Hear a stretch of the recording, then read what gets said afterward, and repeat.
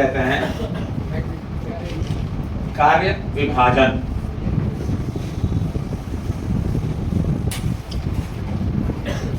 क्या है ये कोई बताएगा? ये टॉपिक देखिए, वर्क डिवीजन क्या है कि जब भी हम वर्क डिवीजन करते हैं अपने एम्प्लॉय में, तो हम ये देखते हैं कि सामने वाले को जो हम वर्क दे रहे हैं तो उसकी पहले क्वालिफिकेशन क्या है, उसकी शिक्षा कैसी, उसकी योग्यता कैसी, उसका अनुभव कैसा है, एक्सपीरियंस कैसा है, और क्या उससे वो काम होगा या नहीं होगा। तो जो हम देख लेते हैं कि अगले बंदे से काम हो जाएगा, जिससे जो काम होने वाला हो, तो हम उसी तरह के कार्य जो है, वर्क जो है, उनको हम सौंपते हैं, देते हैं। और वह व्यक्ति जब एक ही कार्य को बार बार करता है, क्या होता है, वो उस काम में काफी फुल्ली एक्सपीरियंस हो जाता है उसका। यानी कि आप देखे होंगे किसी बैंक में, तो क्लर्क का जो काम है वो क्लर्क ही करेगा, प्यून का जो काम है वो प्यून ही करेगा। अच्छा, क्लर्क का काम क्या है, और कैशियर का बैंकों में पैसा लेना और देना, नोटों की संख्या कितनी है, कितना अमाउंट हो रहा है, यही ना काम है। मैनेजर जो है किसी बैंक के, उनका भी तो वर्क की लिमिट है, और वो उसी काम को बार बार करते क्या हुआ, उनको उस पर एक्सपीरियंस हो गया। आप कोर्ट में जाइए, टाइपिस्ट को देखिए, जो टाइप करता है वो आपसे बात भी करेगा और उधर लिखा भी है, और टाइपिंग में वो ये नहीं कि क्या इसका प्रिंट हो रहा है, वो जो पढ़ रहा है उसका वो प्रिंट हो रहा है, और एकदम एक्यूरेट होता है। मींस कि वर्क डिवीजन जो है वहाँ पे ये कह रही है, हैंनरी फुले कहना है कि जो जिस व्यक्ति में, जिस एम्प्लॉय में जैसी एबिलिटी है, जैसा एक्सपीरियंस है, जैसा उसका क्वालिफिकेशन है, उसको वही वर्क जो है उसको दिया जाए। तो क्या होगा, वहां से रिजल्ट जो है वो अच्छा है। अब किसी को चावल दाल सब्जी बनाने आता है, आप उसको कह दीजिए कि पुलाव बनाना है, पनीर के 2-3 सब्जी के वैरायटी बनाने हैं, उससे नहीं बनेगा। तो जिससे जो काम होने वाला है उसको वही कार्य दिया जाएगा। आपने पार्टनरशिप में आपने ही कहा था, हमने पूछा था कि पार्टनरशिप जो हम लोग कर रहे हैं उसमें कौन से व्यक्ति कौन से कार्यों को करेगा। तो किसी ने कहा था कि हम अकाउंट्स का काम करेंगे, किसी ने कहा था कि हम जो क्रेडिट सेल होगा, जो हम बाजारों में सामानों को बेचेंगे, तो वो पैसा जो कलेक्शन करने का काम होगा वो हमारे जिम्मे होगा। किसी ने कहा था कि दुकान पे जो ग्राहक आएंगे वो सामान को बेचने की जिम्मेवारी हमारी होगी, और किसी ने कहा था कि माल खरीदने हम ही जाएंगे, और माल जब आएगा ट्रांसपोर्ट से हम ही निकाला करेंगे, दुकान में से जाएंगे। तो यहाँ पे क्या है कि जिस व्यक्ति को जिस कार्य को करने में, जिस वर्क को करने में उसको इंटरेस्ट है, उसको वही वर्क ही दिया जाए। अभी हमने अकाउंटेंसी के जो कोर्स सब्जेक्ट 11th में 12th में है, तो हमने पूछा कि भाई हम चारों सब्जेक्ट के बारे में हमने बताया। सारे लोगों का क्वालिफिकेशन क्या है, 11th पास है, 10th पास और 11th पास है, सभी लोग क्या है 12th में। लेकिन यहीं पे आपने देखा कि आप ही लोगों में से 2-3 लोगों ने कहा कि सर हम अकाउंटेंसी, हमको ज़्यादा इंटरेस्ट है। किसी ने कहा कि बिजनेस स्टडी में ज़्यादा इंटरेस्ट है, और किसी ने कहा कि इकोनॉमिक्स में ज़्यादा इंटरेस्ट है।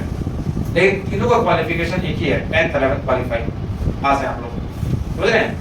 तो यहाँ भी वही बात है कि जब हम डिवीजन करेंगे, कामों को बांटेंगे, तो हम ये देखेंगे कि हमारे टीम में, हमारे कंपनी में, हमारे बिजनेस में वो कौन सा एम्प्लॉय है जो इस काम में सबसे, जिसका बेस्ट परफॉर्मेंस होगा, और जिसका बेस्ट परफॉर्मेंस होने की उम्मीद है, हम उसी एम्प्लॉय को, उसी व्यक्ति को हम ये कहेंगे कि बाबू तुम ये काम करके लाओ।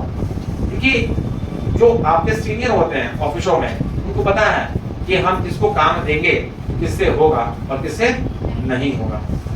अच्छा, अब आप बताइए, आपके जूनियर जो भाई बहन है जो क्लास 4, 5, 6 में, क्या आपको देखने के बाद पता चलता है ना कि हाँ ये कितना पढ़ रहा है कि नहीं पढ़ रहा है, ये झूठ बोल रहा है कि सही बोल रहा है, अच्छा उसका टेस्ट कर देते हैं, ऐसा आपको लगता है ना। ठीक वैसे ही जो आपका मैनेजर साहब हैं, जो सीनियर अफसर हैं, उनको पता है कि हमारे टीम में रहने वाले जो मेंबर्स हैं, जो एम्प्लॉय हैं, वो कितना बेहतर काम कर सकते हैं, कौन काम करेगा, कौन काम नहीं करेगा, समझ रहे ना। तो पहला टॉपिक ये हमारा हो गया। दूसरा है ऑथोरिटी एंड रिस्पांसिबिलिटी, हिंदी में कहते हैं अधिकार एवं उत्तरदायित्व। ऑथोरिटी क्या है, जैसे पार्टनरशिप में आपने पढ़ा था राइट्स, अधिकार। वहाँ जितने भी लोग ऑफिस में बैठे हैं चेयर पे, और उनका अपना एक पोस्ट है, तो उनका अपना एक ऑथोरिटी भी है, अपना एक उनका राइट्स भी है, काम करने का, समय से आने का, जाने का, और हम ये हमारे हैंड में है, यही हम काम करेंगे, दूसरे का काम हम नहीं करेंगे। और उनकी रिस्पॉन्सिबिलिटी भी है, जिम्मेदारी, कि हमें ये पोस्ट मिला है तो हमें काम करना है। जैसे हमारी रिस्पॉन्सिबिलिटी है कि हमको पढ़ाना है, हमको पढ़ाना ही है, हमको जितना हो सकेगा मैक्सिमम से मैक्सिमम आपको नॉलेज देना है। हमको आपको जनगणना के लिए नहीं यहाँ पे सरकार ने भेजा है, आपको एक ऐसा इंसान बनाना है जहाँ पे लोग आपको सक्सेस स्टूडेंट के नाम से लोग जानेगा। आपके नाम के आगे सक्सेस लगा होगा, चाहे वो जॉब में हो या बिजनेस में हो या प्रोफेशन में हो, ये तीनों जगह जहाँ पे आपको मन करेगा वहाँ जाइएगा और क्या होगा, सफल होइएगा। तो ये हमारी रिस्पॉन्सिबिलिटी है कि हमें आपको एक सही बात बताना और सही गाइडलाइन करना। ठीक वैसे ही एम्प्लॉय के भी अपने जिस पोस्ट पे जॉब होते हैं तो उनको भी अपनी अथॉरिटी होती है, अधिकार होते हैं काम करने का, आने का, जाने का। और प्लस उनकी रिस्पॉन्सिबिलिटी ये भी है कि जो हमको काम मिला है वो हमको काम करना है। एक एक एम्प्लॉय ऐसा है कि सुबह से लेकर शाम तक काम करना है। हमारे नाना जी तो नहीं रहे, लेकिन अपने 2 बेटों को यही सिखाते थे कि जिस भी कंपनी में बेटा काम करना, आज काम खत्म करके घर जाना। तो बाबूजी 9 बज जाते, तो 9 नहीं 11 बजे में आज खत्म करके जाना। इससे क्या होगा कि तुम्हारा एक जो वैल्यू है अपने सीनियर की नजर में वो काफी अच्छा होगा। अगला बंदा वो कहेगा ना ये ऐसा बंदा है कि जिसको हम काम देते हैं तो वो आज कंप्लीट करके ही जाता है। और आज देखिए मैनेजमेंट के जो सबसे टॉप लेवल है उसको कहते हैं जनरल मैनेजर। तो आज रिलायंस कंपनी में जनरल मैनेजर से रिटायर कर गए और आज वो विदेशों में जॉब कर रहे हैं और मोटे अमाउंट पे। क्यों? क्योंकि उनकी रिस्पॉन्सिबिलिटी है जहाँ हम काम कर रहे हैं वहां पे हमको आज का आज खत्म करके देना है। टारगेटेड वर्क मिलेगा तो टाइम के अंदर खत्म करके हमको देना है। आपके सीनियर ने कहा कि 10 दिन में काम खत्म करके हमको चाहिए, अब उसे कहिए नहीं कि सर 10 दिन में नहीं, हम 6 दिन कर देंगे। आप लग जाइए कि हमारा परफॉर्मेंस 6 दिन में हो, क्योंकि आपका एक रैंक बन जाएगा कि ये ऐसा एम्प्लॉय है जो 10 दिन का काम 6 दिन में करके देता है। तो कल प्रमोशन की बात होगी तो आप ही जैसे लोगों को प्रमोशन दिया जाएगा, सैलरी आप ही का बढ़ेगा, प्रमोशन आप ही का बढ़ेगा। ये है रिस्पॉन्सिबिलिटी, हम सभी की अपनी रिस्पॉन्सिबिलिटी है। आपका भी रिस्पॉन्सिबिलिटी है कि कल के टेस्ट में अच्छे परफॉर्मेंस करना। जो नहीं कर रहे हैं छोड़िए उनकी बात, उनके जीवन वो समझेंगे, आप अपना जीवन क्यों खराब कर रहे हैं? आप बताइए जो क्लास 5 में पढ़ रहे थे क्या दोस्त आज तक वो साथ हैं? नहीं है। लेकिन 11th का दोस्त आपके साथ हमेशा रहेगा, 12th का दोस्त हमेशा आपके साथ रहेगा, ग्रेजुएशन का दोस्त हमेशा आपके साथ रहेगा, चाहे बीबीए करें, बीसीए करें, जो कोर्स करेंगे, चाहे नॉर्मल बीकॉम करें। तो यहाँ पे हम सभी एक ही काम है, हम चाहते हैं सभी लोग सक्सेस स्टूडेंट की कैटेगरी में शामिल हो। जैसे और लोग पहले हमारे यहाँ से पढ़े लिखे और अच्छा पैसा कमा रहे हैं, तो क्योंकि उन्होंने यहाँ पढ़ा तो उनको हमने सिखाया रिस्पॉन्सिबिलिटी कि आपको जॉब जिस दिन मिलेगा तो आपको काम ऐसे करना है। आप गौरी हंस रही हैं, तो हम लोग इनसे क्वेश्चन करेंगे, अगर ये नहीं बताएंगे तो हमारी गलती है कि नहीं गलती है? आपकी गलती है। तो ये आपकी गलती, क्योंकि हमने पढ़ा है, हमारा पूछना ऑथोरिटी अधिकार है और बताना आपकी रिस्पॉन्सिबिलिटी है। आपको नौकरी देते हैं जाकर सोचिएगा शूटर भी नहीं है, आगे कहते हैं कौन सा रेसिपी बनाएंगे घर पे जाएंगे तो मम्मी के लिए, पापा के लिए, उनके लिए, ऐसा है क्या? तो ऑफिस का काम कंप्लीटली ऑफिस वाला ही काम होना चाहिए, और घर पे आते हैं तो फैमिलियर काम करिए, जहाँ है वहीं काम करना है। ये नहीं कि लगे ऑफिस में बैठ के घर का काम कर रहे हैं, ये सब नहीं करना है। नंबर 3 डिसिप्लिन, अनुशासन। क्या जी डिसिप्लिन कंपल्सरी है कि ऑप्शनल है? कंपल्सरी है। डिसिप्लिन में जो रहेगा उसकी वो हमेशा ही आगे है। जो अनडिसिप्लिन पर्सन है वो उनकी बातें छोड़ दीजिए। और वो कहते हैं कि सर हम डिसिप्लिन में बाद में हो जाएंगे, ऑफ का बाद में हो जाएगा। अब आपको मात्र अब समझिए कि 3 साल और आपके पास है। अगर प्राइवेट सेक्टर में जाना है तो जॉब करने मात्र 4 साल, और ये 4 साल अगर आप डिसिप्लिन में रहें तो आपका लाइफ जो है वो डायमंड और गोल्डन की तरह होगा। और 4 साल अगर आप नहीं रहें तो फिर उसमें हम कुछ कहने वाले नहीं है, तो आप समझिएगा, ठीक है। फिर डिसिप्लिन बहुत होना चाहिए। इसमें लिखा हुआ है इस सिद्धांत के अनुसार जो भी सीनियर अफसर है वो अपने जूनियर अफसर को क्या करते हैं, डिसिप्लिन को फॉलो करने के लिए ऑर्डर देते हैं कि आपको ये जो है डिसिप्लिन रख के काम करना पड़ेगा। और डिसिप्लिन में नहीं रहिएगा तो क्या होगा, वर्क हो पाएगा? नहीं हो पाएगा। तो अपनी अपनी जिसकी जो रिस्पॉन्सिबिलिटी है वो अपना अपना काम करे, ये भी डिसिप्लिन है। हम उनके कामों में इंटरफेयर नहीं करेंगे। तो हमारा मान लीजिए कि हमारा प्रोजेक्ट है, आज सर दिए थे कि काम करके लाओ, और 3 बज गया, ऑफिस छुट्टी होगा 5 बजे, हम 3 बजे करके बैठ गए। अब 2 घंटा ये हमारे पास बचा। अब ये नहीं कि 2 घंटे जाके उसके चैम्बर में जाके बैठे हैं, उससे चैम्बर में जाके बैठे हैं, अब 2 घंटे के बत्तियां हैं, ये सब कुछ नहीं करना है, वेट करना है 5 बजने का। 5 बजे का और 3 बजे काम हो गया, सर से मैसेज करिए कि सर वर्क हो चुका है, रिपोर्ट मैं ला दूं। जब वो ऑर्डर देते कि आइए रिपोर्ट लेके जाइए, और उससे परमिशन नहीं लिया, सर मैं जा सकता हूँ तो नहीं, 5 बजे जाना है, ठीक है सर, उसमें कोई आर्गुमेंट नहीं करना, तर्क नहीं करना, सर मेरा काम हो गया तो हम जेल में करेंगे, ये सब नहीं, तो कहेगा तब ये काम करिए, जाइए घर। आपके से बहुत एम्प्लॉई हमारे यहाँ वेटिंग में है। तो ये है डिसिप्लिन। आपको वर्क नहीं उसके बाद ही बैठना है, ये नहीं कि ना वर्क नहीं है पूरा हो गया जा रहा है घर, ऐसा नहीं, आपको बैठना है तो बैठना है, ये डिसिप्लिन है। और ये नहीं कि बैठ के लगे बगले में वो सब चीज लगा हुआ है, बात करने लगे, ये सब कुछ नहीं करना है, सारा सीसीटीवी कैमरा लगा हुआ है, अगला बंदा देख रहा है, कल प्रमोशन की बात होगा तो कहेगा कि आपने सिंसियरिटी नहीं है, गंभीरता नहीं है, आपको प्रमोशन नहीं दिया जाएगा। आप टाइम को क्या कर रहे हैं, यूटिलाइज नहीं किए। 2 घंटे का जो समय बचा, हो सकता है कि आप पुराने फाइल्स को देखते जो अनकम्प्लीट उसको कमिट करते हैं, या आप नए प्रोजेक्ट के बारे में सिस्टम पे पढ़ते हैं कि कैसे हम कंपनी को और आगे लेके जाएंगे, या हमें कल कौन सा काम मिलने वाला है, हम सर डिस्कस करते हैं कि सर 3 बज के हम कर चुके हैं और कल का काम अगर है तो आज मैं दे दीजिए, मैं 2 घंटा और मैं काम कर दूंगा या 3 घंटा मैं कर दूंगा। सीनियर क्या समझेगा आपका, हाँ ये एम्प्लॉय बहुत अच्छा है, ये टालने वाला नहीं है। एक तो 5 बजे तक देखते हैं किसका आ रहा है काम नहीं आ रहा है, ये समय से पहले एक तो काम कर दिया, और कल का जो काम होने वाला है उसका भी जो है बारे सर आगे दे दीजिए, हम आज सारा काम कर देते हैं, प्रयास करते आगे हो जाए।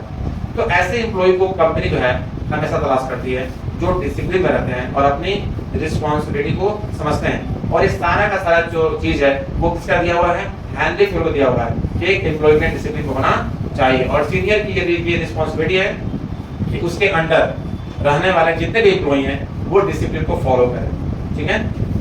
नेक्स्ट है हमारा टॉपिक, यहाँ पे डिसिप्लिन में आप आ रहे हैं और जा रहे हैं, जाके हैं 4 लड़का पुलिस से मार कर ले, उसको 2 दिन तबड़ा और उसको 2 दिन तबड़ा, 2-3 लड़कियां जाके झूठा चबल कर दी, क्या होगा भाई, लोग देखेंगे क्या कहेंगे, किसके लड़के हैं, तो हमारे यहाँ के हैं, तो हमारा यहाँ क्या होगा, वैल्यू खराब होगा, ओके नहीं होगा। तो वैसे ही एम्प्लॉय को भी ऑफिस में ऐसे ही रहना है, नो लड़ाई झगड़ा, कोऑर्डिनेशन में रहना है, समझ रहे हैं, यानी कि मिलजुल के सबके साथ रहना है। ऑफिस टाइम में अगर काम वर्क है तो चुपचाप बैठना है, सर का जो ऑर्डर, सर सब देख रहे हैं, अगर आप देखेंगे आप बैठे हुए हैं तो आपका 4 मिनटों में आ जाएगा, और देखेंगे मोबाइल से बंद क्या रहे हैं, पूछा जाएगा कहाँ बात कर रहे हैं, या तुरंत वो अपने चैम्बर से निकल के चले आएंगे। हमारे मामा जीएम है, जनरल मैनेजर है, अभी विदेश में है, राखी के दिन हमने मैसेज किया ये 2025 में कि मामा आज राखी है, हाँ मान लिए, हाँ बेटा यहाँ तो मिलता नहीं है, हम लोग कर लिए, वैसे कार्यक्रम कर लिए, तो माँ बोल रही थी वीडियो कॉल बात करने के लिए आपसे, हाँ करो। अब वीडियो कॉल तो हम लोग कर दिए, बात तो हो ही रहा है, लेकिन तुरंत उनका सीनियर देखा कि ये मोबाइल पर बात कर रहा है, तुरंत अपने चैम्बर से निकल के आके हमको कहा कि फोन जो है कट कीजिए। तो हाँ बेटा मैं शाम को बात करता हूँ, उसका थोड़ा सा आए हुए हम तो सारा सुन लेंगे।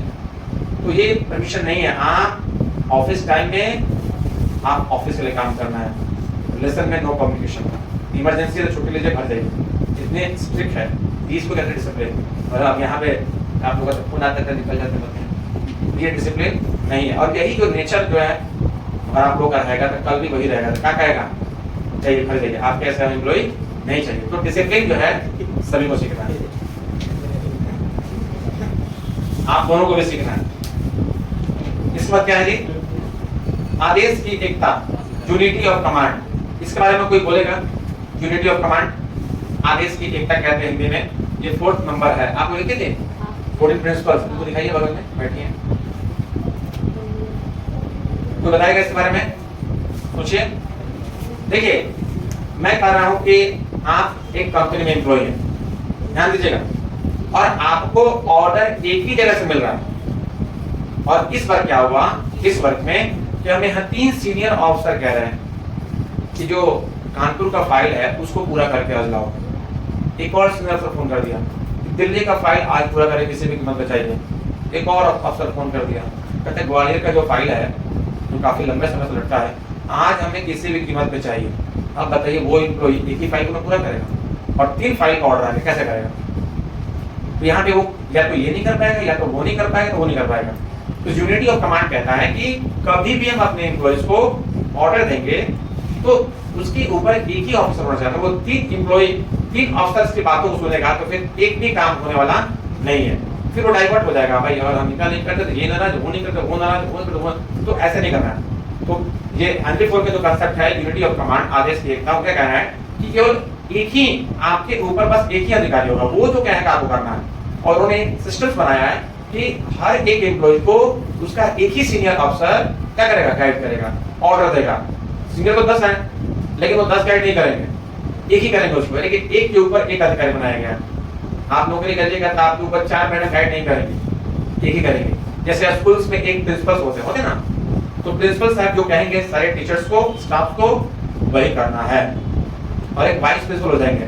तो फिर क्या होगा, अगर 2 लोग ऑर्डर कर देंगे तो वो टीचर्स का कहेगा 2 सीनियर अफसर हमारे पास, हमको ऑर्डर कर दिया, हम करें तो क्या करें, इसीलिए एक ही को बनाया जाता है, 2 को नहीं होता है। और फिर अगर वो नहीं रहता तो किसी को प्रभार दिया, किसी को चार्ज दिया जाता है कि चलो अभी वो छुट्टी पे गए तो आप इस वाले काम करिए। तो इसलिए कि जितने भी एम्प्लॉय वर्क करेंगे उन सबके ऊपर एक ही हेड होगा, और वही हेड जो है उनको गाइडलाइन करेगा, और उसी के अकॉर्डिंग क्या होगा, काम जो है वो होगा। नेक्स्ट है यूनिटी ऑफ डायरेक्शन, इसको कहते हैं निर्देश की एकता।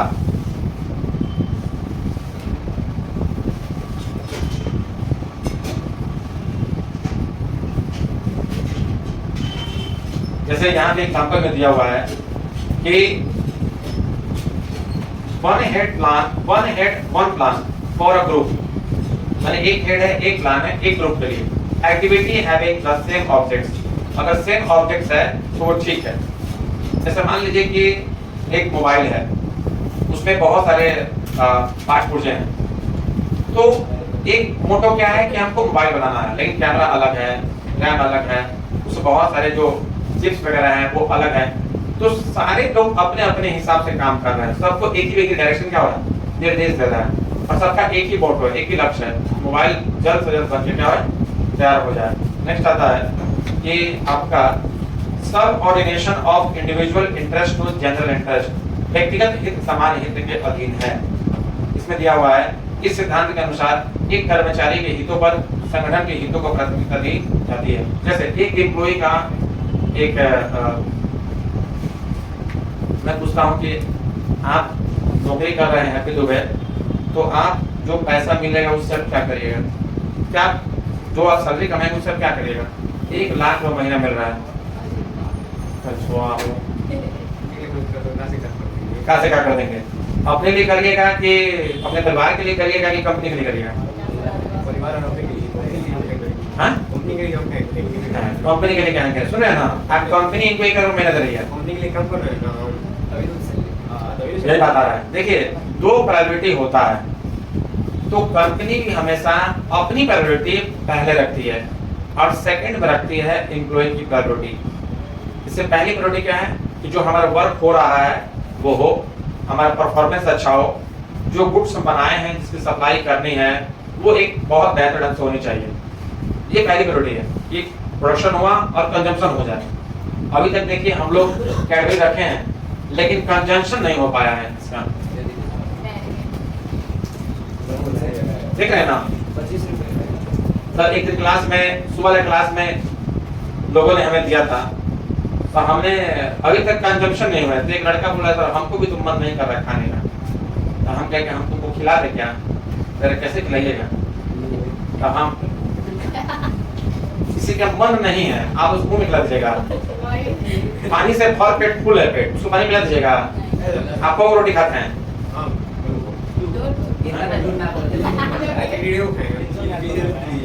रात को अच्छा 4 खाते हैं, मैंने 4 एकदम फाइनल है, 4 को फाइनल है, और 2 बढ़ा के आया तो नहीं हो पाएगा।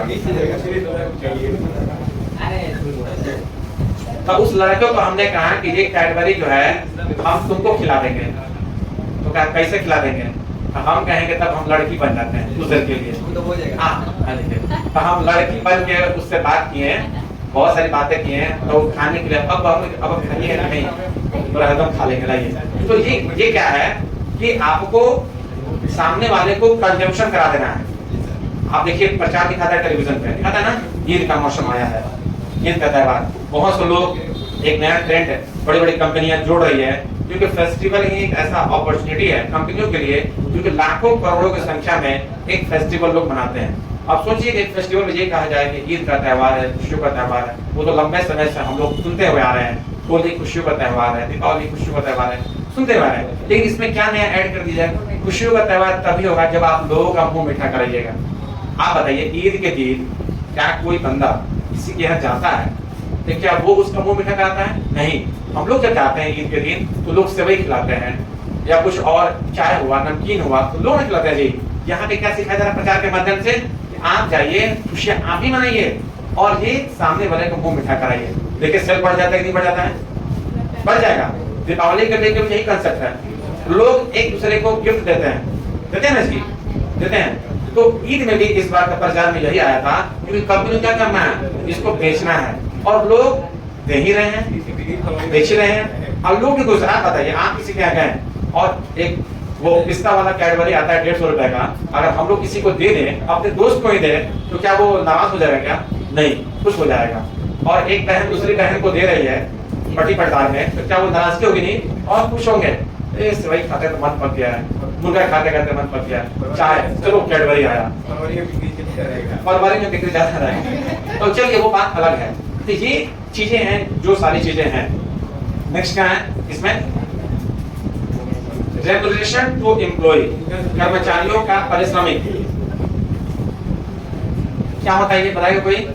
Remuneration to employ.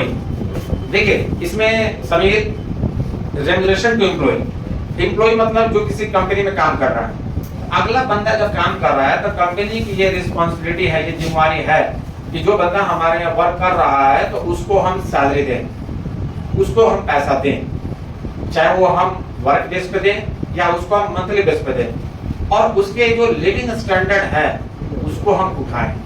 आपने देखा भी होगा, सुना भी होगा कि खाली जब किसी व्यक्ति की नौकरी लगती है तो बैंक या प्राइवेट कंपनियां कहती हैं कि आप पैसा लेके मकान बनवा लीजिए, आप ईएमआई पर बाइक ले लीजिए, आप ईएमआई पर आईफोन ले लीजिए, आप घर को फर्निश्ड कर दीजिए, घर में एसी लगा लीजिए, कूलर लगा लीजिए, है ना, वॉशिंग मशीन लगा लीजिए, फ्रिज लगा लीजिए, सोफा लगा लीजिए, फर्स्ट क्लास का पलंग लगा लीजिए।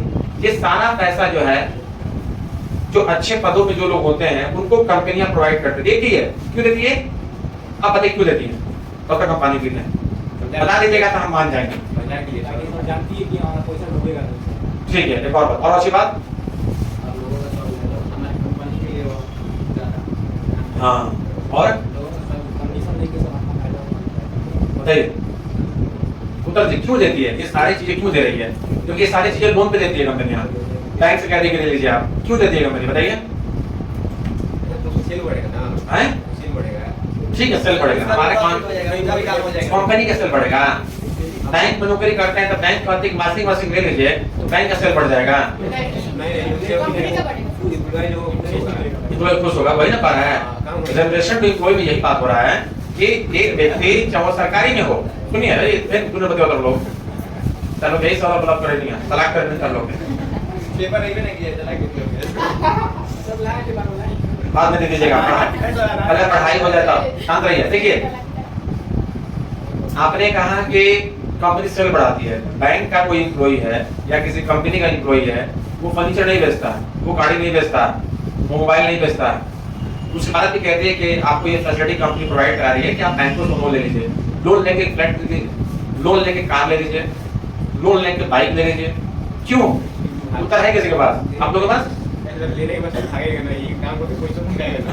हाँ, आप सही आएगा, लेने के बाद भागेगा नहीं, भाग जाएगा। लोन इधर ना मुड़ी पर हो गया, क्या उसको अब चिंता जानते क्या रहेगा कि कैसे दोनों चुका के इस जंजाल से मुक्ति पाए। हाँ जाता है ऐसे नहीं कैसे दीजिएगा आप? मैं कह रहा हूँ कि आपकी जॉब लगे, आप 80,000 रुपए पा रहे हैं, शांत रहिए, बात ना करें, सुनिए, आप हर महीना 80,000 कमा रही हैं, ध्यान दीजिए। आप बीबीए करेंगे, इंटर बाद हमने आपको बीबीए एडमिशन करवा दिया दिल्ली में, जयपुर में, जहाँ भी करवा देंगे। आपकी सैलरी पैकेज अभी तो 11.5 लाख का पैकेज लगी है, बैंगलोर में एक लड़की की 11.5 लाख, 8.5 लाख और 7.5 लाख के पैकेज। और आप ही तरह के आप ही जैसे लड़के थे, उन्होंने पढ़ा, हमने करवाया, नौकरी लगा। अब बताइए 11.5 लाख का पैकेज लगता है, एक साल में अगर उसको पैसा 11.5 लाख मिलता है, उसको पैकेज मिलता है तो लमसम 1 लाख रुपए महीना। अगर 8.5 लाख मिला है, जोड़ लीजिए, 12 से डिवाइड कीजिए, 12 से 84, 70,000 महीना। और जिसको 7.5 लाख मिला उसको जोड़ लीजिए, 65,000 महीना। अब बताइए, अभी आपको बहुत लगता होगा कि 65,000 दुनिया का सब शौक पूरा हो जाएगा। लमसम, अरे भाई स्टार्टिंग 65,000 मिलना कोई अपने आप एक बहुत बड़ा अचीवमेंट है। तो कौन वर्क? अच्छा बताइए भाई, कोई काम नहीं करेगा, क्लर्क ऐसे ऑफिस में चपरासी काम नहीं करता है, क्यों नहीं करता है, क्लर्क नहीं करता है, मैनेजर नहीं करता है, बिजली मिस्त्री बिजली किसी का वो काम नहीं करता है कि हमारे जेई साहब नहीं करते हैं, कि हमारे एसडीओ साहब नहीं करते हैं ना। बात ना करिए समीर, ध्यान रखिएगा, वो तो आपके मिल जाएंगे हमेशा। हम तो बस आपको आधा घंटा 1 घंटा 1.5 घंटा ही दे पाएंगे। जो कम समय के लिए मिला है उस पर ज्यादा फोकस करिए, जो हमेशा ही अवेलेबल है उस पर कम फोकस कीजिए। ये बातें हम लोग यहाँ पे आ रहे हैं। आप एक मिडिल क्लास परिवार के लोग हैं। अच्छा, तेजस्वी यादव 80 महीने नौकरी करेंगे, हमारे तेजस्वी यादव बिहार के।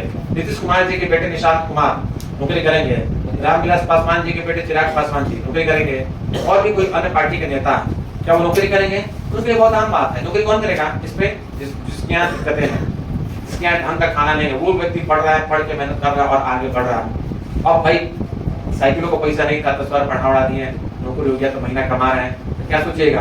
बाइक खरीदा, जो बाइक पे जाइएगा ऑफिस में देखिएगा भाई आपका सीनियर 4 व्हीलर से आ रहा है, अब 4 व्हीलर की फैसिलिटी आपको मिल रहा है तो 4 व्हीलर कर लिए, उसका पेमेंट करना पड़ेगा नहीं करना पड़ेगा? अब आप एक मोबाइल रखे हैं पुराना डिजाइन का, तो आईफोन ले लीजिएगा, या और उस तरह का मोबाइल होगा 50,000 का, वो ले लीजिएगा, उसका भी आपको ईएमआई देना पड़ेगा। अब आप फंक्शन पार्टी होता है, तो ये फंक्शन पार्टी होता है, हाथ में टेंट गिरा है या सीमा शहरों में होटल में फंक्शन होता है तो आप जाते हैं, अब वहां जाइएगा तो उसके हिसाब से आपका कपड़ा होना चाहिए, उसके हिसाब से फंक्शनें होंगी, वहां पे लाखों रुपए पार्टी में ऊपर पैसा खर्च होता है, उसके हिसाब से आपका लिविंग स्टैंडर्ड होगा। और आप भी किसी को बुलाइएगा तो क्या उसी हिसाब से बुलाइएगा जिस हिसाब से आप अभी आपका मकान है नहीं, क्योंकि आपका इज्जत चला जाएगा। फिर आप वहाँ पे फ्लैट लीजिएगा रेंट का, अच्छा फ्लैट, उसमें सारी चीजें अवेलेबल कराइएगा, एसी हो, कूलर हो, एयर प्यूरिफायर हो, आरओ पानी हो, फिर से फर्नीचर को जोड़िएगा, अच्छे पलंग लाइएगा, लेकर सबको काली बिछाइएगा, लोग आए तो कम से कम कहें कि भाई हाँ ये बंदा अच्छा है। अब वो सारा पैसा क्या है? लोन पे हो रहा है। जानबूझ के बड़ी बड़ी कंपनियां और सरकारें लोन देती हैं कि आप हमारा भाई कुर्सियां को छोड़ के मत भागिए, बड़ी मेहनत से आप मिले, इसको जाने नहीं देंगे। इतना नाम लोन का टोपी पहनाएंगे कि आपको रिटायरमेंट तक आपसे हम ईएमआई के रूप में पैसा लेंगे। अब लोग भागता भी नहीं, ठीक है ना? लोन चुकाते चुकाते बुढ़ापा आ गई। अब सरकारी नहीं। चलिए नेक्स्ट आते हैं। अच्छा बताइए, अब एम्प्लॉय काम करेगा नहीं करेगा? जैसे छोटे बच्चों को दीजिए टॉफी तो दौड़े काम करता है, वैसे हम लोग भी अगर कोई बुलेट मिल जाए दौड़े काम करेंगे। एक कंपनी कहती है कि हमारा मकान बना चाहिए, दौड़े काम करेंगे और ज्यादा काम करेंगे। क्यों? इतना ना दे देगा ऐसा सुविधा कि आप जो वो कहेगा वो करना पड़ेगा। ये हमारे मामा पे भी एग्जाम्पल आता है कि वो इंजीनियर थे, केमिस्ट से किए थे, और जो जामनगर रिफाइनरी है जहाँ पे दुनिया का सबसे बड़ा पेट्रोल जो है, डीजल जो है वो रिफाइन होता है, कितना गाढ़ा होगा वो रिफाइन यहाँ पे हो जाएगा। विश्व में कहीं नहीं है, यहाँ के चाइना है और रशिया, अमेरिका के पास टेक्नोलॉजी नहीं है। तो डोनाल्ड ट्रम्प की मीटिंग हुई है इनसे, क्या नाम है, रिलायंस से, उनके सामने से मीटिंग हुई। अब एक प्लांट अपने रिलायंस अमेरिका में ले जा रहा है, जहाँ पे जो क्रूड ऑयल एकदम गाढ़ा है, मोबिल की तरह है, उसको रिफाइन किया जाएगा। वो तकनीक केवल रिलायंस के पास ही है। और उसमें कभी 12 बजे, अब ड्यूटी से आए 8 बजे आए, फ्रेश में अपना चाय कोई बना, अब चाय कॉफी पी रहे हैं और किताब को पढ़ रहे हैं। अब बताइए, जो व्यक्ति सुबह से काम कर रहा है, आगे का तैयारी चल रहा है, खाना बन गया 10 बजे, हाँ चलिए, अब खाना बन गया तो मोबाइल ऑफ, पत्नी है, बच्चे हैं, खाना सब कुछ खा लिया, खाना खाने के बाद फिर 1 घंटा पढ़ेंगे। यानी कि बात करने का भी समय नहीं है। अच्छा कल बात करते हैं, थोड़ा सा रुक जाओ ना, अरे थोड़ा सा एक पन्ना और पढ़ने दो। अब बताइए, 2 बच्चे हो तो पढ़ाई चल रहा है, आपको भी दूर को फोन आ जाएगा तो उठेंगे, गाड़ी निकालेंगे, ड्राइवर है, चलो प्लांट, क्या हुआ है सर? मशीन फॉल्ट हुआ है। अब जाएंगे देखेंगे, ऐसे करो वैसे, स्टाफ उसमें में नहीं आएगा तो खुद ही उठाएंगे और उसको ठीक करेंगे। अब तब फिर कभी ऑफिस में सारी फैसिलिटी है, अब वहीं सो जाएंगे, वहाँ भी 2 सेट कपड़ा है, नहा वहाँ के फिर अपना वही सुबह से काम करना चालू कर दिए। तो इतना ना आपको लोन दे देगा कि आप एकदम डिपेंडेंट हो जाइएगा, समझ रहे हैं? तो ये किसका दिया हुआ है? हेनरी फ्यूल का दिया हुआ कंसेप्ट कि हमें एम्प्लॉय से कैसे काम करवाना है। करते इतना पैसा दीजिए फिर उसको भागे नहीं पाए, ठीक है? कहाँ बात मतलब का तू बात और पे बत जाओ तरह। अगला क्या है जी? जमीन पे छोड़ा अपर फिंगर पे चाहिए।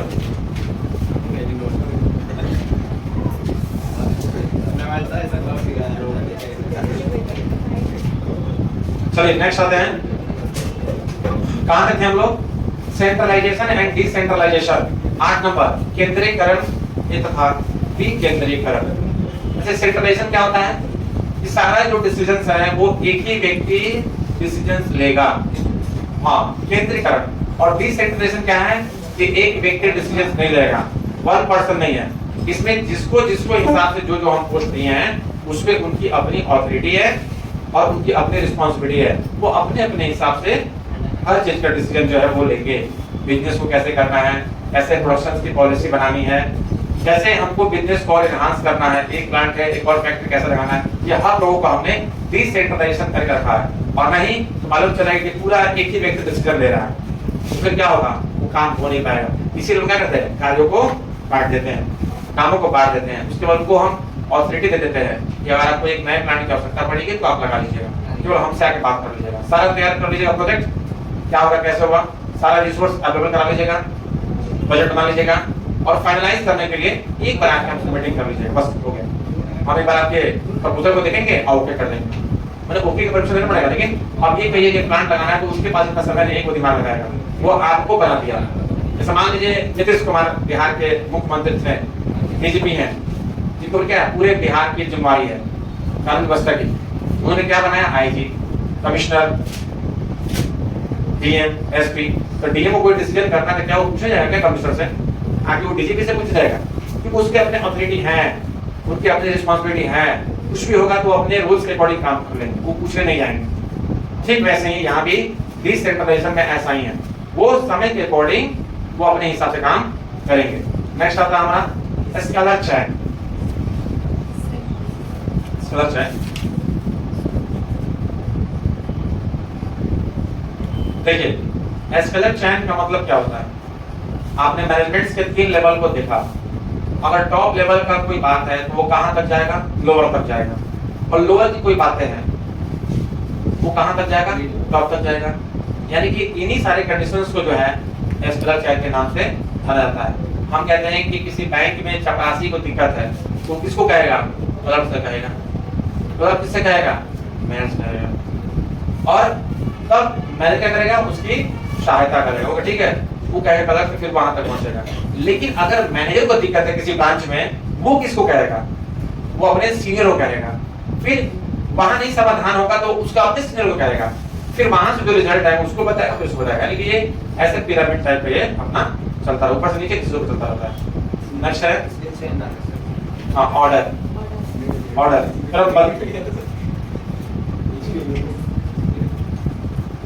इसमें कहा है कि ऑर्डर्स का जो प्रिंसिपल्स है वो सही व्यक्ति को सही कार्य पर लगाना, माने सही पर्सन जो हमारा है उसको सही काम सौंपना, सही कार्य उसको देना और सही सामान को सही जगह पे रखना। आपके घर में अगर कोई अभी आ जाए तो क्या होगा जी गौरी? कौन सामान यहाँ है, कौन सामान वहाँ है, ये मालूम चले कि जीजा जी आ रहे हैं, फूफा जी आ रहे हैं, मामा आ रहे हैं, क्या होगा? घर द्वार सब सजा दिया जाएगा, जो जहाँ का चीज है वहाँ पे रख दिया जाएगा।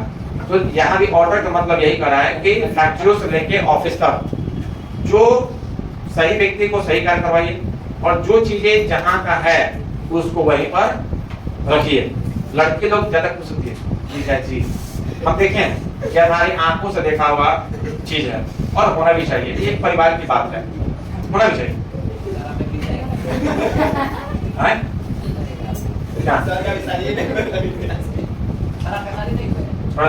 का मतलब पढ़े आए वो पढ़ते जा और हमारा अपन बेटर ना।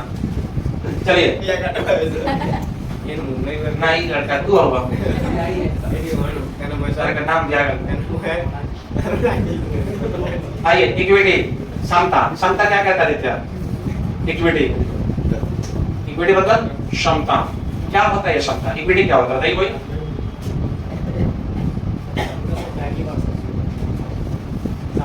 अच्छा इक्वालिटी सुने? इक्वालिटी में क्या होता है? समानता, एक समान। जैसे अभी कितने मामा हैं? मामू कितने? आपकी फूफी हुआ 3 है, तो तीनों एक साथ आती है घर पे कि कभी वो आती हैं फिर कभी 10 दिन बाद एक ही आती है? क्या उससे अभी छोटी वाली फूफी उनका तबियत, बड़ी वाली फूफी का भी तबियत। हाँ, तो तबियत हेल्थ इशू है, तो जो अभी स्वस्थ है वही ना आएगा, जो स्वस्थ है दवा वगैरह चलेगा, ठीक हो जाएगी। तो पहले भी आती थी क्या घर पे जब स्वस्थ थी तो? कभी कभी ज़्यादा दिन के लिए रहने बस 3 साल ही रहते। देखिए, इक्वालिटी हम समझा रहे हैं आपके फैमिली से, या आपके यहाँ कोई ऐसा बंदा आया जो आपका इनकम का स्टैंडर्ड है, जो आपके फादर मदर जो भी लोग कमाते हैं फैमिली में, और उसी हिसाब से कोई आपके घर पे आता है, तो आप नाश्ता पानी जो भी व्यवस्था बनाएंगे उसके हिसाब बनाएंगे, और आपसे 10 गुना अमीर कोई आता है, 10 गुना अमीर, वो भी आपके ही रिलेटिव है, तो फिर उसके लिए नाश्ता पानी कैसा होगा? जो आपके बराबर के जो लोग हैं वैसा ही होगा, या आपसे 10 गुना अमीर है वो आपके घर पे आएंगे, उनके नाश्ता क्या होगा? विशेष होगा, बहुत अच्छा होगा, कि उन्हीं के जैसा होगा, अलग होगा? और एक व्यक्ति ऐसा आता है आपके यहाँ नाश्ता, मैंने आपके रिलेटिव है जो आपसे बहुत ही गरीब है, आप तो अच्छे हैं और आपसे भी वो गरीब है, फिर उसके नाश्ता कैसे लाइए? उसी के हिसाब नहीं, बराबर कैसे होगा? बराबर ही दिलाता है, जो आएगा उसको उतना ही दिलाएगा जितना हम खाते हैं, और जिसको आधा दिलाता है। अब अमीर है जिसका ये मतलब नहीं कि उसको ऐसे देंगे और जो गरीब है उसको वैसे देंगे। 10 गुना आप सोचिए, आपको बहुत फायदा होगा। कौन आएगा मेरे सर? बोलो। इनका कहना है कि गरीब है, उनका कहना छोड़िए, अपना कहना बताइए। मुझे है ना कि गरीब है, अगर आपसे जो मतलब लोग हैं तो उसको क्या आप कम देंगे कि आप जितना जो आता है आपके रिलेटिव में उसको उतना देंगे, या आपसे जो ज्यादा अमीर है उसको उतना ही देंगे चाहे उससे ज्यादा देंगे? तो हमारा कहना ये है सर कि देखिए, जब जो अमीर आदमी आता है ना तो उसको ये देख के दिया जाता है ना, हमारे घर में रिलेटिव देखे हैं चाहे बगल में कोई में, कि अगर आपके घर से अमीर आ गया, इसका घर है, इतना अच्छा बना बैठे चाहिए हो, तो उसको बताया सर दिया जाता है उससे भी अच्छा, कि देखे तो कहे कि ना इसके घर गए थे, इसके घर बड़ा अच्छा मिला था, आप दे दीजिएगा, वही रुपया खाइबो नहीं करेगा, ऊपर से छोड़ के चला जाएगा, अब शिकायत तो 4 रुपये। हाँ, देखिए बैठिए, हो गया। देखिए, ये होता है लिविंग स्टैंडर्ड। आप जिस परिवार का जो लोग आता है उसका जो स्टैंडर्ड है, खाना पीना व्यवस्था, उसी के हिसाब से हम लोग व्यवस्था करते हैं। बड़े हम बच जाता है, खाने पीने दीजिए। देखिए, ये कंडीशन क्या है, ये एक्चुअली में सोसाइटी में होता है। आप छोड़ दीजिए बात, आप शादी को में गए होंगे वहां देखिएगा, हाँ, गांव में चाहे शहर में, आगे जो कैंटीन व्यवस्था होती है, सोफा लगा रहता है, और उस गांव का अगर मुखिया आता है या विधायक जी आते हैं या सांसद जी आते हैं, देखिएगा उनके लिए आगे व्यवस्था लगा रहता है, और जैसे वो आते हैं तो उनके लिए नाश्ता पानी वो अलग होता है, जो चल रहा है वो अलग है, उनके लिए 4-5 किस्म का मिठाई रहेगा, अलग से ठंडा रहेगा, और जो काउंटर पे चलता है वो एक ही किस्म मिठाई रहेगा, तो फिर इक्वालिटी कैसे है? वो तो है ही नहीं।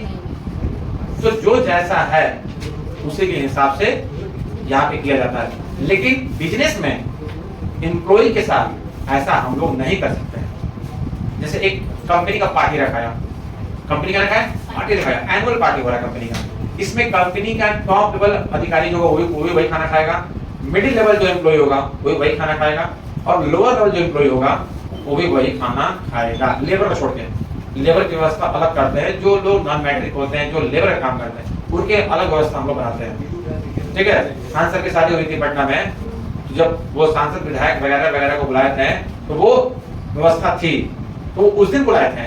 फिर जिस दिन अपने स्टूडेंट खाना खिलाएं वो अलग दिन था, और एक दिन उन्होंने वैसे लोग जो काफी गरीब हैं उनको उन्होंने कराया, एक दिन नहीं बुलाया, दौड़ा जाएगा।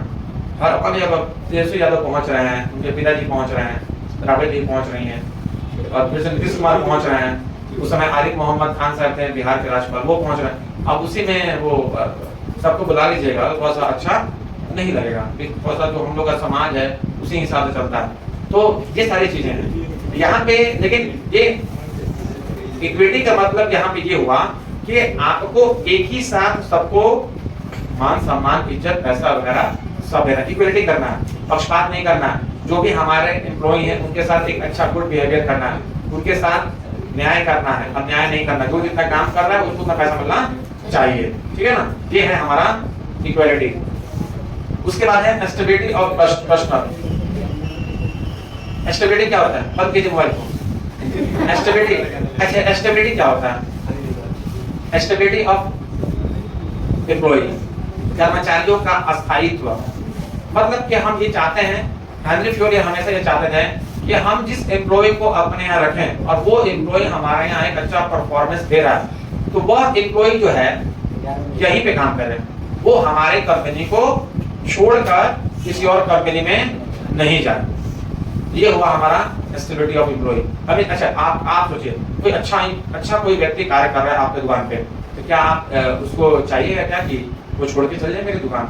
नहीं, क्योंकि उस अगर एम्प्लॉय से आपको बहुत बेनिफिट्स है तो आप चाहिएगा कि वो हमारे साथ हमारे बिजनेस में वो लंबे समय तक रहे। ऐसे ही बड़ी बड़ी कंपनियां में ऐसे एम्प्लॉय होते हैं और जो वर्क करते हैं ना, तो पता चलता है कंपनी ग्रोथ कर रही है, कंपनी आगे बढ़ रही है, कंपनी बहुत ज़्यादा बेनिफिट्स में जा रही है, फायदा में जा रही है, प्रॉफिट में जा रही है। तो अदर कंपनी के जो लीडर्स होते हैं, जो बड़े बड़े पदों पर बैठे रहते हैं, वो ये देखते हैं कि वो कंपनी आगे बढ़ रही है, तो कैसे बढ़ रही है, तो उसके जो बेस्ट एम्प्लॉय हैं, डायमंड एम्प्लॉय है, उनको वो लोग क्या करते हैं कि पैसा अधिक देकर सोचते हैं कि अपनी कंपनी उनको ले लें। लेकिन जैसे ही वो रिजाइन देने की बात करते हैं अपने सीनियर को, तो वो कहते हैं क्या बात है कि आप हमारे यहाँ से रिजाइन दे रहे हैं? सर आपके यहाँ वर्क करें मुझे 145 मिल रहा है और अदर कंपनी हमको 250 पे हमारी बात हो रही है, वैसे आपको सारी चीजें सारी फैसिलिटी मिल रही है, कौन दे रहा है तुमको? वो दे रहा है, ठीक है हम तुमको 260 कर देते हैं। आपको दिक्कत है तो 140 से बढ़ के 45 से 260 साल हो गया, वो 250 दे रहा है, तुमको 260 दे रहे हैं, तो सारी फैसिलिटी जो दे रहा है हम तुमको दे रहे हैं। क्यों भाई? क्योंकि वो उस एम्प्लॉय की वजह से कंपनी ग्रोथ की है, समझ रहे हैं ना? ये सारी चीजें जो है कोई कंपनी नहीं चाहती कि जो हमारे एम्प्लॉय जो हमारे वर्क कर रहे हैं और अच्छे हैं, उनके वर्क परफॉर्मेंस से कंपनी को बेनिफिट्स हो रहा है, तो हम भी ये नहीं चाहते हैं और आप भी ये नहीं चाहते हैं और कोई कंपनी में नहीं चाहता है कि हमारे एम्प्लॉय छोड़ के किसी और कंपनी में काम करें। तो हेनरी फ्योल कहना है कि स्टेबिलिटी ऑफ एम्प्लॉय की होनी चाहिए, जो हमारे कंपनी में काम कर रहे हैं हमारे एम्प्लॉय, वो हमारे यहीं करें, अरे किसी और के यहाँ न करें। Next, initiative. इनिशिएटिव मतलब होता है, हिंदी में कह रहे हैं पहल क्षमता, यानी कि कंपनी ये चाहते हैं कि एक तो लीडर है ही कंपनी में, एक तो कंपनी में प्लानिंग करने वाले ऑफिसर हैं ही, तो क्यों ना हम लोग एक ऐसे एम्प्लॉय का खोजें जो एक अच्छा प्लान तैयार करके कंपनी को दे। तो हमने एक अनाउंस किया कि हमारे कंपनी में आप एक ऐसे प्रोडक्ट के बारे में बताइए जो कि हम बहुत ही कम रेट पे हम गांव-गांव तक सामानों को पहुंचा सकें। या हम एक और ये बात कहें कि आप एक ऐसा प्लान बनाइए जो हमारी कंपनी अभी इंडिया के 10 स्टेट में बिजनेस कर रही है, वो पूरी इंडिया में बिजनेस वो करे और इसके साथ साथ विदेश में करे। इसके लिए आपको प्लान तैयार करना है कि हमारे पूरे इंडिया में मार्केट पे हमारा माल बिके और उतना हमारे पास कैपिटल हो जाए, उतने हमारे पास रिसोर्सेज हो जाए और हम अपने सामानों को एक्सपोर्ट भी कर सके, हम विदेशों में बेच भी सके, जर्मनी में, जापान में, हमारे पड़ोसी जो देश है उनके पास भी हम सामानों को बेच सके। अब कंपनी किससे कहे? अपने एम्प्लॉय से कहा। इसको कहते हैं इनिशिएटिव, जो हेनरी फ्योल का दिया हुआ 30 नंबर हमारा 13वां सिद्धांत है। 13वां जो है उसके सिद्धांत है, क्या क्या पहल क्षमता। आप सारे एम्प्लॉय को बताइए, हो सकता है कि हजारों एम्प्लॉय में एक और एम्प्लॉय ऐसा हो जो कि आपके जो टॉप लेवल मैनेजर्स का बाप हो, उससे भी अधिक सोचने वाला हो, वो पूरा प्लान तैयार करके लाएगा और जब उसके प्लान को हम सुनेंगे, समझेंगे और हमें पसंद आएगा, हम क्या करेंगे? उसमें वर्क करेंगे, ठीक है? इसी चीज को कहते हैं इनिशिएटिव। और ये इनिशिएटिव जो है, पहल क्षमता, ये हर किसी को मिलना चाहिए, हर किसी से पूछना चाहिए क्या हम ऐसा करें कि हम और आगे बढ़ें। हमारे पास कोई आइडिया है तो गौरी बताना, हमारे पास आइडिया है प्रिंस को बताना, तुम्हारे पास आइडिया है समीर को बताना। हो सकता है कि इनकी आइडिया हमें पसंद आ जाए और हम उस पर काम करना चालू कर दें, ठीक है? बहुत से लोग आपको तरह तरह की बातें कहता होगा, लेकिन हम तो आपको हमेशा इनिशिएटिव पर्सन ही मानते हैं। हम तो चाहते हैं कि आप ये पहल कीजिए, अपने दिमाग को जो ऊपर वाले ने दिया है, बहुत ही अच्छा दिमाग दिया है, उसको यूज करें, सोचें, दिमाग लगाएं। जो हेनरी फ्योल ने अपने एम्प्लॉय के लिए कहा कि आपको अपने एम्प्लॉय को एक अपॉर्चुनिटी देना चाहिए कि वो देखिए कि उसमें से डायमंड एम्प्लॉय ना मिल जाए, पता है ना जी?